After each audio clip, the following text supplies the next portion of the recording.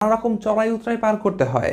উদ্যোক্তারা সাধারণত নিজে নিজে ভালো কিছু করার উদ্দেশ্যে ব্যবসা শুরু করে, আর ব্যবসায় সফল হতে হলে চাকচিক্যময় এবং আকর্ষণীয়ভাবে ব্যবসাটি শুরু করতে হয়, যাতে সহজেই গ্রাহকরা আকৃষ্ট হতে পারে। কিন্তু সফল হতে হলে এইগুলোই শুধু যথেষ্ট নয়। চাকচিক্য ও আকর্ষণীয়তার পাশাপাশি সুনির্দিষ্ট পরিকল্পনা গ্রহণ করে সঠিক পথে এগিয়ে গেলেই ব্যবসায় সফল হওয়া যেতে পারে। আর আপনি সঠিক পথে রয়েছেন কি না তা জানতে আপনি নিজেকে কিছু সাধারণ প্রশ্ন করতে পারেন। যেমন নাম্বার 1, আপনার কি সঠিক ব্যবসার ধারণা আছে?